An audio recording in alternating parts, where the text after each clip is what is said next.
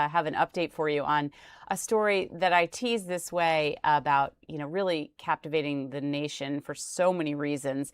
To have an elderly woman abducted from her home in the middle of the night and without a trace, it seems, and so many federal and local resources devoted.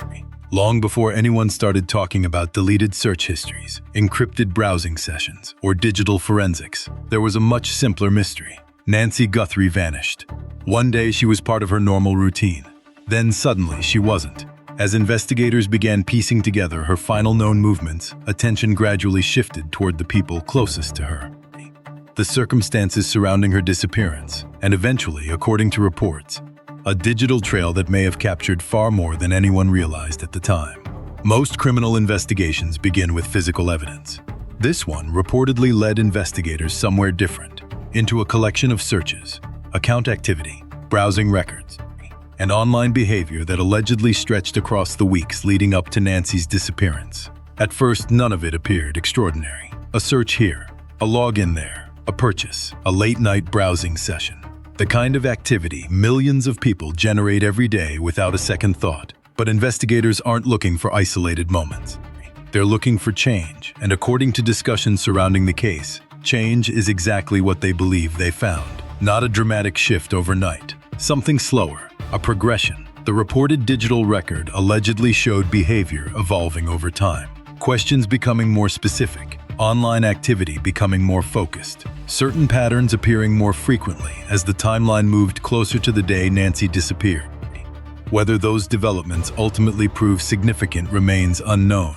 What makes them important is where they reportedly occurred on the timeline.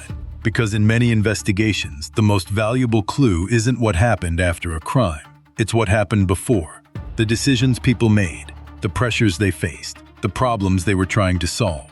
According to reports, that's where investigators believe this story may begin. Not with a disappearance, not with a search warrant, not with a breakthrough, with financial pressure. Because before discussions about private browsing and anonymous accounts ever surfaced, investigators were reportedly examining something far more ordinary and potentially far more revealing: money. And if the reported timeline is accurate, that may be where the entire story starts to take shape. According to reports surrounding the investigation, the earliest signs of concern didn't come from hidden accounts or secretive online activity. They came from financial stress. On the surface, that may sound unremarkable. Financial problems affect millions of people. Unexpected expenses, debt, missed payments, failed investments, none of those things automatically point toward criminal behavior. What caught attention was the reported progression. Investigators allegedly observed activity that appeared consistent with someone searching for ways to solve a growing problem. Early searches reportedly focused on practical solutions: finding money, reducing debt, exploring financial options. Those searches made sense, at least at first. But as the timeline moved forward, the tone allegedly began to change. The focus shifted from improving a situation to escaping one. That distinction may seem subtle, but investigators often pay close attention to moments like that. A person looking for a solution is thinking differently from a person who believes solutions are running out. Pressure has a way of narrowing perspective. Problems that once felt manageable begin occupying every conversation, every decision, and sometimes every late-night hour spent staring at a screen. According to discussions surrounding the case, the reported digital activity suggested that financial concerns weren't appearing occasionally. They were becoming a recurring theme.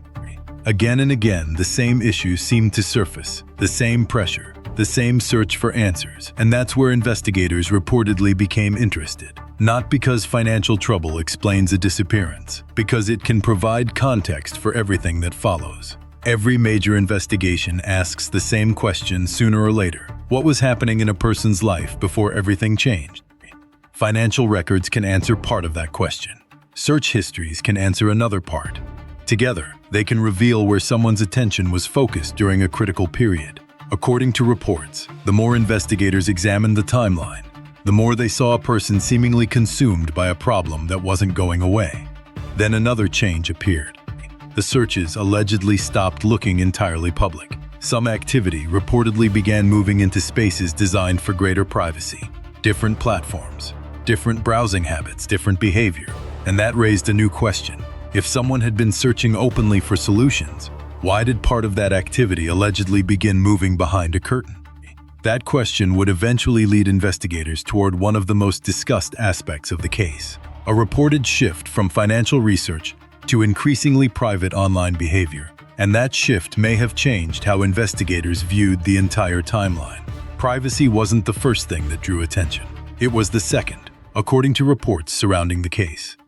Investigators allegedly noticed a shift in how online activity was being conducted. The focus wasn't necessarily on what was being searched. It was where those searches and discussions were taking place. By this point, the reported timeline had already established a recurring theme.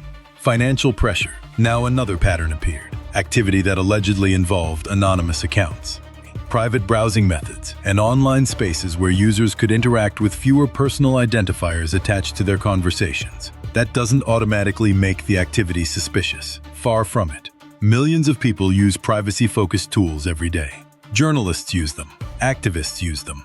Ordinary people use them simply because they value privacy. The question investigators reportedly asked was different. Why did the behavior change? Because routines tend to be consistent. Most people visit the same websites, use the same apps, and follow the same online habits for years. When those habits suddenly evolve, investigators often look for the reason behind the change. According to discussions surrounding the case, the reported activity appeared to follow a sequence. First came financial concerns. Then came a growing interest in more private forms of communication and research. Investigators reportedly wanted to know whether those developments were connected or merely coincidental. That's often how major cases progress, not through one dramatic discovery, through a series of smaller observations that gradually begin pointing in the same direction. Imagine reviewing months of activity and realizing that certain changes all started occurring within the same general period. Different behavior, different priorities, different online habits. Individually, none of those things may stand out. Placed together, they start telling a story. And according to reports, investigators believed there was another chapter to that story. Because alongside the reported shift toward greater privacy came activities centered on a very different subject: human behavior, persuasion, influence. Research that, on its own, might seem completely ordinary. Yet within the timeline investigators were reportedly building, it attracted attention for one simple reason. It appeared after everything else. After the financial pressure, after the changing online habits, after the search for solutions had already been underway for some time. That sequence may explain why investigators reportedly spent considerable effort examining what was being read, purchased, and researched during the weeks before Nancy disappeared, and for many people following the case. That is where the digital timeline becomes far more intriguing, because the story stops being about money and starts becoming about people. According to reports surrounding the case, one category of activity generated far more discussion than investigators may have expected. It wasn't a hidden account. It wasn't an encrypted message. It wasn't even a suspicious purchase. It was a reported interest in persuasion, influence, and behavioral psychology. On the surface, there's nothing remarkable about that. Books on negotiation, communication, and human behavior are among the most popular non-fiction titles in the world. Business leaders read them. Sales professionals read them. Students read them. Viewed alone, they tell us almost nothing. What reportedly caught attention was timing. By the point this activity appeared, investigators were already examining a timeline that allegedly included financial pressure and changing online habits. Now a new element entered the picture: research focused on understanding how people think, react, and make decisions. That doesn't mean investigators viewed the material itself as evidence. What interested them was placement. Why now? Why during this period? Why after months of reported financial concerns? Those questions became part of a larger effort to understand what was happening behind the scenes before Nancy disappeared. Because every investigation eventually reaches a stage where facts alone are not enough. Investigators begin looking for relationships between facts. A purchase here, a search there, a conversation somewhere else. Then they ask whether those events belong to the same story. According to reports, that's exactly what investigators were attempting to determine. Was this simply a collection of unrelated activities, or did the timeline reveal a person moving through a specific sequence of events? That distinction became even more important as investigators reportedly examined another source of information.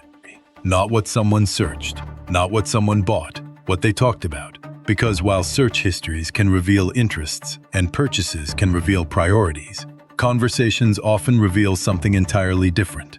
State of mind. According to discussions surrounding the case, investigators allegedly reviewed activity connected to anonymous forums and online communities where people discussed personal problems, financial struggles, and frustrations they might never share publicly. Those discussions reportedly offered a different perspective from the search history. Less about information, more about emotion. And for investigators trying to understand what may have been happening before Nancy vanished, that emotional layer may have been just as important as anything found on a device. According to reports surrounding the case, investigators allegedly found that some of the most revealing activity wasn't taking place in search engines at all. It was happening in conversations, not conversations tied to real names. Conversations taking place behind usernames, where people often speak more freely than they do in everyday life. That's what makes anonymous forums so different. People rarely visit them to present the best version of themselves. They go there to vent, complain, seek advice, or discuss problems they don't feel comfortable sharing elsewhere. According to discussions surrounding the investigation, some of the reported activity allegedly reflected recurring concerns about money, pressure, and uncertainty about the future. None of that would be unusual on its own. What reportedly stood out was repetition. The same themes appeared again and again. The same frustrations resurfaced. The same problems remained unresolved. Investigators often pay attention to repetition because it helps establish what was occupying someone's attention over an extended period. A random search can happen for countless reasons. A recurring topic over several months is harder to dismiss as coincidence. According to reports, the alleged forum activity appeared to mirror some of the same concerns already showing up elsewhere in the digital timeline. That's where things became interesting.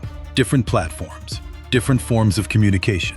Yet some of the same underlying issues reportedly continued to appear. For investigators, that can be useful because it allows separate sources of information to be compared against one another. If multiple records point toward the same concern during the same period, the picture becomes clearer. Not complete, but clearer. And according to discussions surrounding the case, another detail reportedly emerged as investigators continued reviewing the digital activity. It had nothing to do with what was being searched, nothing to do with what was being discussed. It involved when all of it was happening. Because after examining searches, purchases, and forum activity, investigators reportedly began noticing something else, a change in routine. Certain online sessions allegedly occurred late at night. Others reportedly lasted much longer than earlier activity. The content may have varied. The timing did not. And once investigators started placing those sessions onto the broader timeline, they reportedly saw a pattern that raised a new set of questions. Not about information, about behavior. Because sometimes the most revealing clue isn't what someone was doing online. It's the fact they suddenly started doing it at completely different hours than before. According to reports surrounding the case, one of the more unusual observations had little to do with content. It involved timing. As investigators allegedly reconstructed portions of the digital activity, they reportedly noticed browsing sessions occurring during hours that differed from earlier patterns. Late at night, early in the morning, sometimes stretching far longer than what appeared typical. By itself, that wouldn't mean much. People lose sleep for countless reasons. Work deadlines, stress, financial worries, personal problems. Life has a way of keeping people awake. What reportedly drew attention was that these sessions appeared alongside other developments already being examined. Financial concerns, changes in online behavior, anonymous discussions, research activity. Viewed separately, each detail might have seemed ordinary. Viewed together, investigators reportedly believed they formed a sequence worth exploring. Imagine looking at a map and finding several roads leading toward the same location. One road doesn't tell you much, neither do two, but eventually a pattern emerges. That's what investigators appear to have been trying to determine, whether these separate observations belong to the same story. According to discussions surrounding the case, some of the reported late-night activity allegedly occurred during a period investigators were already examining closely. That overlap mattered, not because staying awake is suspicious, because major changes in routine often reflect major changes in circumstance. When pressure increases, habits change, schedules change, sleep changes. People begin spending time differently than they did before. Investigators reportedly wanted to understand whether that was happening here. And if it was, what might have been driving it? By this stage, the reported digital timeline had become far more detailed than a simple collection of searches. Investigators allegedly had months of activity to compare. Different devices, different accounts, different periods of time. The goal was no longer to identify isolated events. It was to understand the direction those events appeared to be moving. Because every investigation eventually arrives at the same question. Where does the evidence lead? Not where people think it leads. Not where social media says it leads. Where the evidence leads. And while investigators were reportedly working through that question, something else was happening outside the case file. The public had begun constructing its own version of the timeline. Thousands of people were examining updates, comparing dates, debating theories, and attempting to connect the same dots investigators were studying. Some believed the reported digital activity pointed toward a clear explanation. Others saw nothing more than coincidence. The divide between those interpretations would become one of the most fascinating aspects of the entire case. Because once information enters the public sphere, the investigation no longer belongs exclusively to investigators. It becomes a story people try to solve for themselves. And in the Nancy Guthrie case, that process was already well underway. As details from the investigation reportedly began reaching the public, a second timeline started taking shape, not inside an FBI office online. True crime communities, discussion forums, and social media groups began examining every reported development connected to Nancy Guthrie's disappearance. People compared dates, tracked statements, built charts, tested theories against publicly available information. Within weeks, dozens of competing explanations emerged. Some focused on financial pressure, others focused on the alleged online activity. Some believed the reported digital evidence revealed a clear direction. Others argued it raised more questions than answers. What made the situation unusual was how much attention the digital trail received. Search histories are easy to understand. Browsing records feel tangible. People can imagine themselves sitting behind a screen, typing the same questions, making the same searches. That familiarity makes digital evidence especially powerful in the public imagination. But investigators often view it differently. A search can explain what captured someone's attention. It cannot automatically explain why. That's where the challenge begins. Take two people searching for the same topic. One may be researching a news article. Another may be dealing with a personal crisis. The search looks identical. The reasons behind it could not be more different. That's why investigators reportedly spent so much time examining timing, surrounding circumstances, and patterns of behavior, rather than focusing on individual searches alone. Context doesn't come from one record. It comes from dozens of records viewed together. According to reports, that broader picture is exactly what investigators have been attempting to build. And as more information allegedly became available, a larger question started emerging. What was the digital activity actually pointing toward? A financial crisis, a personal struggle, a major life change, or something investigators believed could eventually help explain Nancy's disappearance? At this stage, the answer remains unclear. What is clear is that the reported timeline continued expanding. More records, more comparisons, more attempts to understand what was happening before everything changed. And that's where the investigation reportedly moved beyond questions about behavior and into a much larger challenge, separating meaningful clues from ordinary life. Because every person's digital footprint contains thousands of actions. Most mean nothing. A few may mean everything. The difficulty lies in knowing the difference. And according to reports surrounding the case, investigators believe that answer may only come when every piece of evidence is viewed together rather than individually. That's what brings us to the final question. After months of analysis, searches, interviews, and forensic review, what does the reported digital timeline actually tell us? And perhaps more importantly, what questions does it still leave unanswered? According to reports, the digital trail eventually became one piece of a much larger investigation.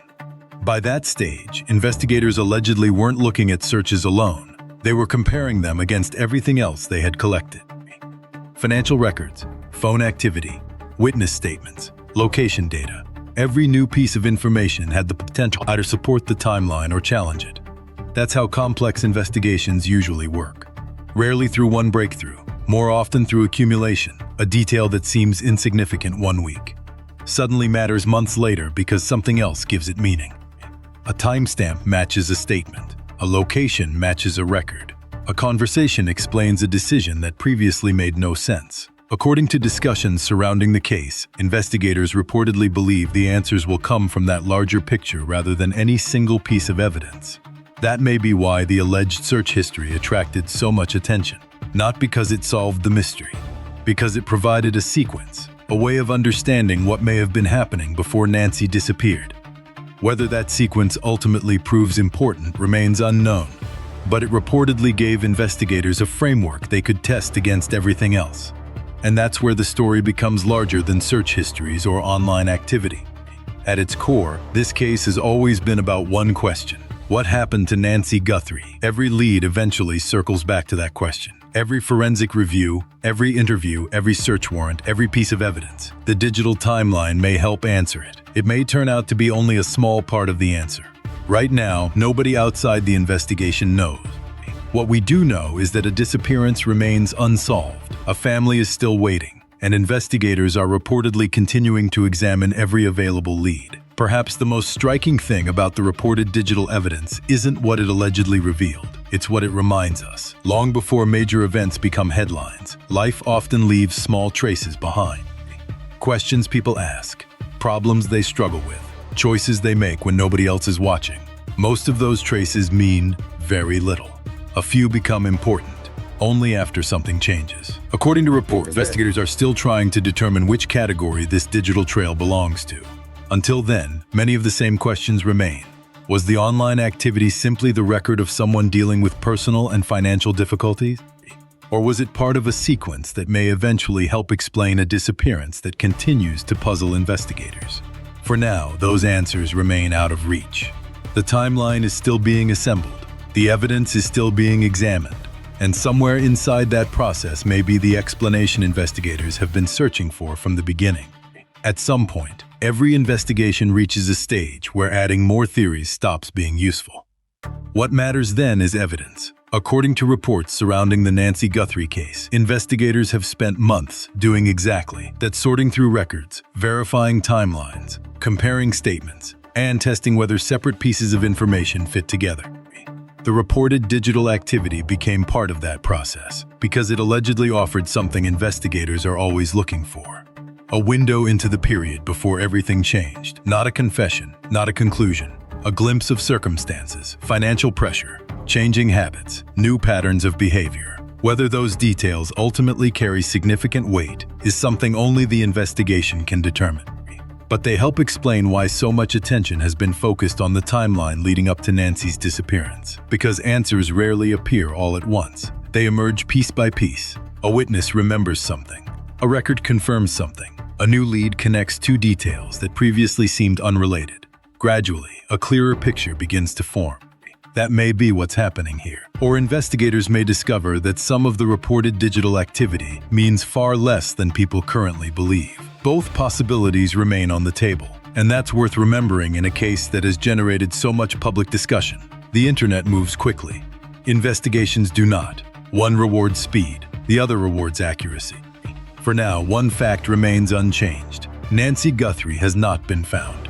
Everything else, the searches, the accounts, the purchases, the timelines matters only because investigators believe those details could help answer a much larger question. What happened to her?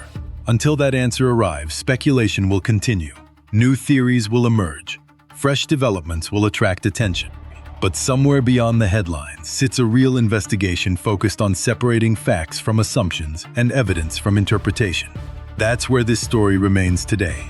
Not at the end, somewhere in the middle, still unfolding, still being examined, still waiting for answers. And until those answers arrive, the search for the truth continues.